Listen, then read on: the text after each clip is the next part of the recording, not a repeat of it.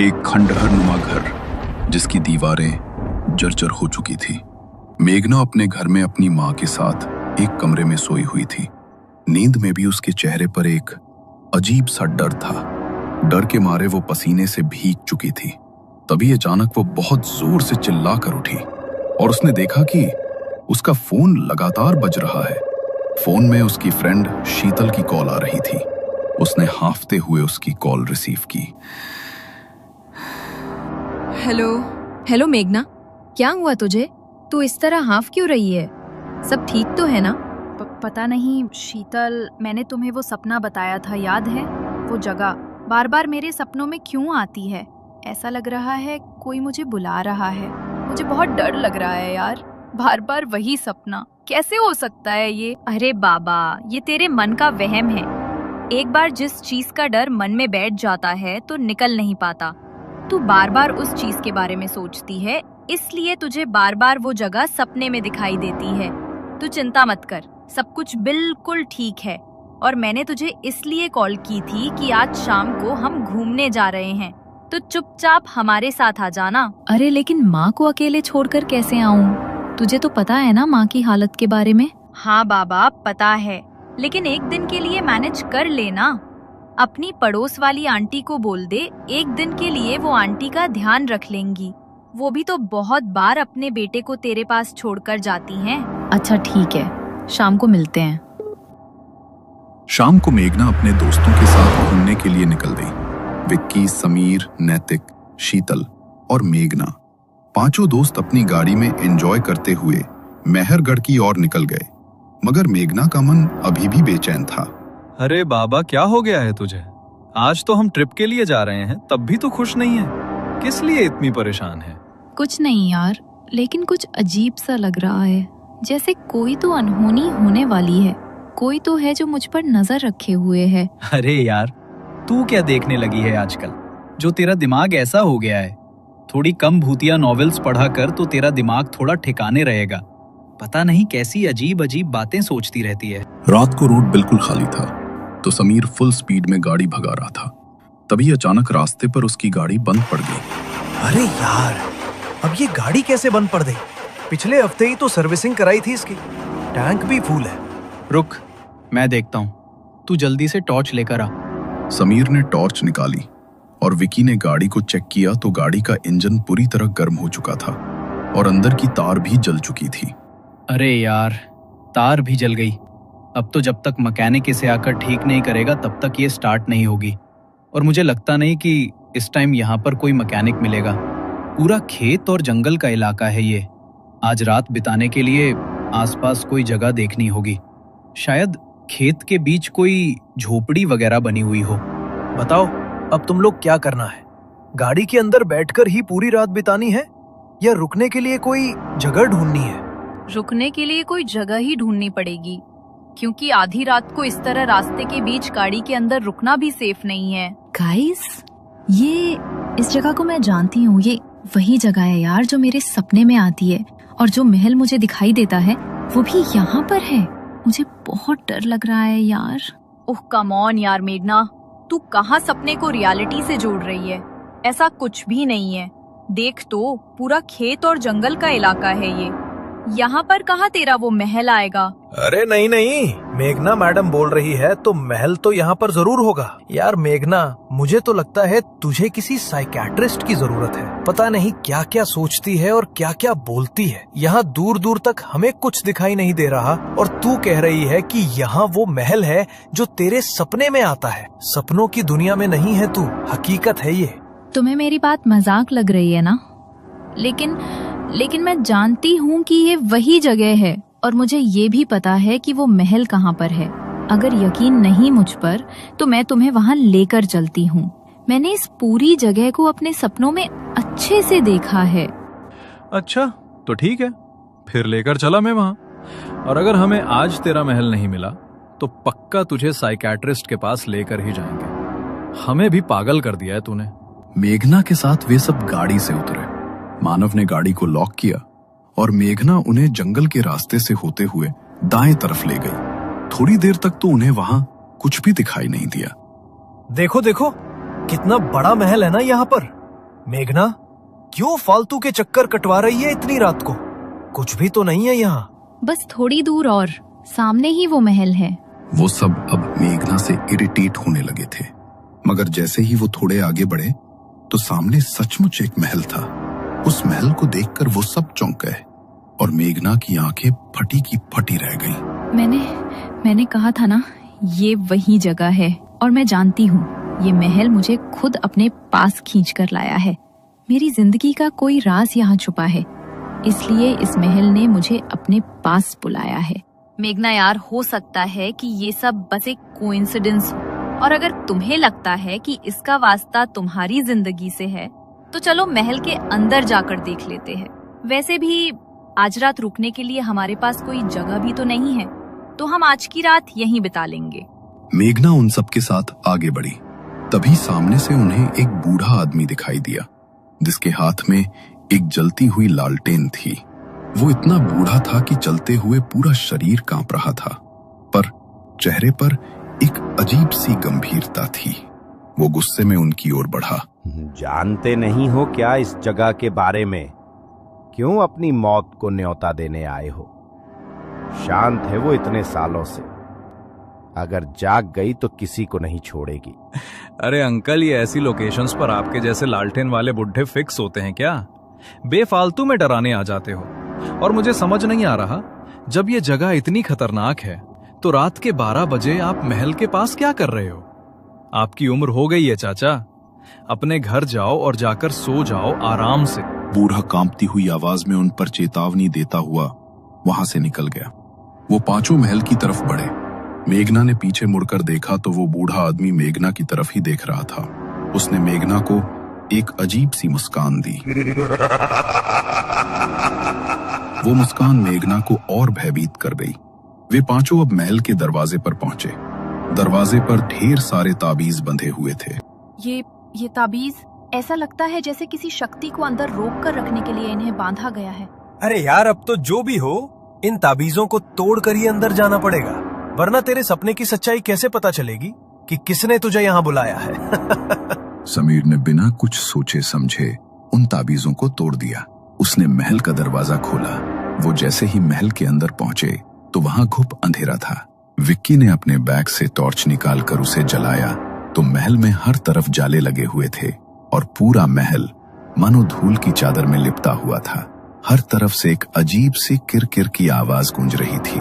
तभी विक्की ने टॉर्च को दूसरी दिशा में घुमाया और तभी एक चमगादड़ों का झुंड आकर उनके ऊपर झपट पड़ा। ओह माय गॉड, ये तो हमने सोचा ही नहीं कि यहाँ चमगादड़ होंगे। अगर ये एक बार शरीर से चिपक गए तो निकलना मुश्किल हो जाएगा। निकलो यहाँ से, ये बढ़ते जा रहे हैं। एक के बाद एक चमगादड़ उनके सर पर मंडराने लगे। वो सभी दौड़कर दरवाजे की तरफ भागे, लेकिन हवा के झोंके से दरवाजा अचानक बंद हो गया। उन्होंने दरवाजा खोलने की बहुत कोशिश की, लेकिन दरवाजा मानो जाम हो गया। जैसे तो वो महल चाहता ही नहीं था कि अब वो पांचों उस महल से बाहर निकल सके। अरे अब इस दरवाजे को क्या हो गया? खुले क्यों नहीं रहा? कहीं तू हमें सच में भूतिया महल में तो नहीं ले आई? पता नहीं यार, पर यहाँ कुछ तो अजीब सा महसूस हो रहा है मुझे। जैसे ही मेघना ने ये कहा, एक जोर का झोंका आया और चमगादड़ों की किर किर वाली आवाज अचानक शांत हो गई। वे पीछे मुड़े। जहाँ कुछ ही पल पहले चमगादड़ मंडरा रहे थे, अब चारों तरफ सन्नाटा पसर गया था। ये कैसे हो सकता है? अभी तक तो यहाँ चमगादड़ों का झुंड था और अब एक भी नहीं दिख रहा। जितनी जल्दी हो हमें यहाँ से निकलना होगा। पुराने महलों में आने जाने के लिए काफी सारे दरवाजे होते थे। इस दरवाजे के अलावा भी यहाँ बाहर जाने के लायक कोई ना कोई दूसरा दरवाजा जरूर होगा। हमें वो ढूंढना होगा। मुझे नहीं लगता कि अब हमें यहाँ से बाहर निकलने के लिए कोई दरवाजा मिलेगा। मुझे तो लगता है हम इस महल के जाल में फंस गए हैं और अब ये महल हमें यहाँ से बाहर निकलने नहीं देगा। मेघना, तू पहले रोना बंद कर और शुभ शुभ बोल। एक तो हम सब पहले ही तुम्हारे सपने से इतने ज्यादा डरे हुए हैं और तुम हमें अपनी बातों से और डरा रही हो। वो सभी दूसरा दरवाजा ढूंढने के लिए पीछे की तरफ जाने लगे। तभी उन्हें वहां पर घुंघरुओं की आवाज सुनाई दी, जैसे तो कोई अपने पैरों में घुंघरू पहने उनकी ओर ही बढ़ता हुआ आ रहा हो। वो आवाज धीरे धीरे बढ़ने लगी और चारों तरफ से वो आवाज उनके कानों में गूंजने लगी। अचानक फिर से चमगादड़ों ने उनके ऊपर हमला कर दिया और खुद को बचाने के लिए वो सभी इधर उधर भागने लगे। भागते भागते मेघना छिपने के लिए ऊपर की तरफ भागी। उसके पीछे चमगादड़ों का झुंड था।